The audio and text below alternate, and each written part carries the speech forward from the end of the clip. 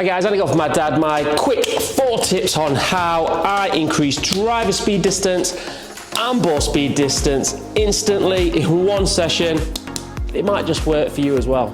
Right guys, so my tip number 1 that I work on is make sure I'm hitting as close to the center of the club face as I possibly can. The big thing you hear from Tiger, his dad would not let him speed up until he was hitting the center of this club.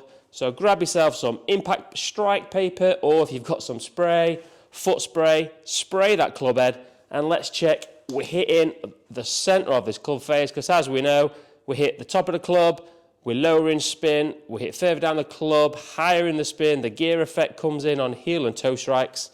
So let's make it simple, check this strike location, and let's work on hitting the center of that club.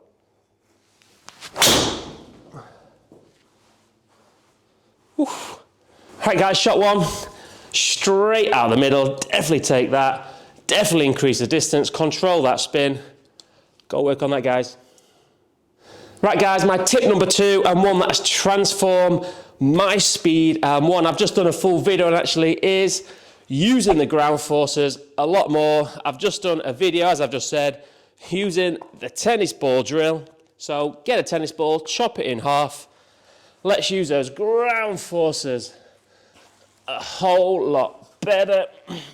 I was always a swayer using hand speed, but now I've started using the ground forces a lot more, and my speeds have ramped up. So the little drill, right, so drill set up, one tennis ball under the left heel, the other tennis ball under the right heel. How are we going to use these ground forces more? As we start the backswing, we push down into the right heel, squash that tennis ball. We want the hip to go up and back. Opposite on the way down, we push into that left foot. We're using the ground forces. When we push into the ground will push us back, which I'm sure you've heard all about now.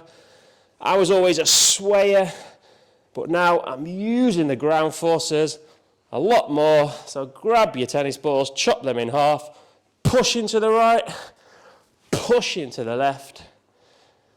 Get those vertical forces, ground forces, adding on easy speed. Woo. Go ball. Ground forces, guys.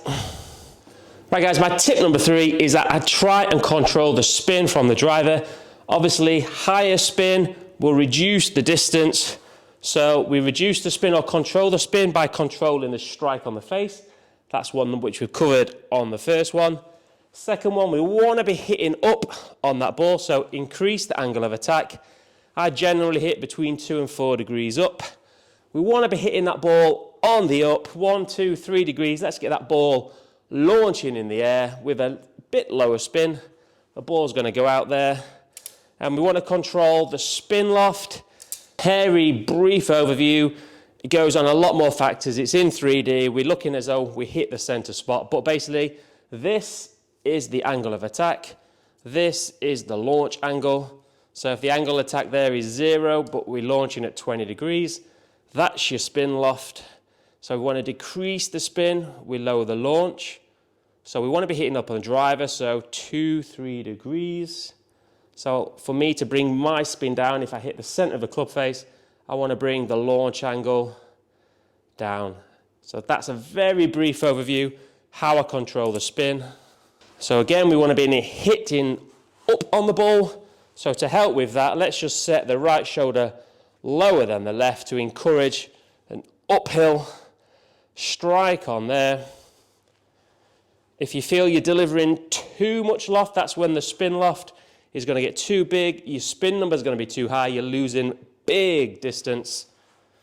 So we want to feel that we lower the launch angle while still hitting up on the ball. I'm going to control those spin numbers.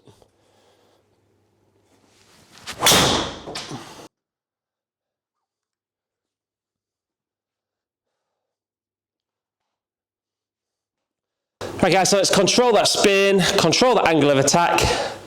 That's tip number 3.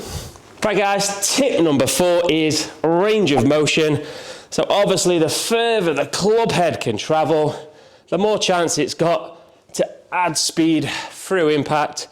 So one, we need to increase the flexibility. So that's going down to the gym, starting an exercise routine. But if you want to do it in a quick session, grab yourself a band if you've got one. Let's work on extending. Let's work on that range of motion. But once we've warmed up, to increase the range of motion, let's not be afraid to let this left foot come up off the ground, allowing the hips to turn and the hands to get further away. So further away, left heel up, more range of motion. Watch that club head speed, ball speed. Jump.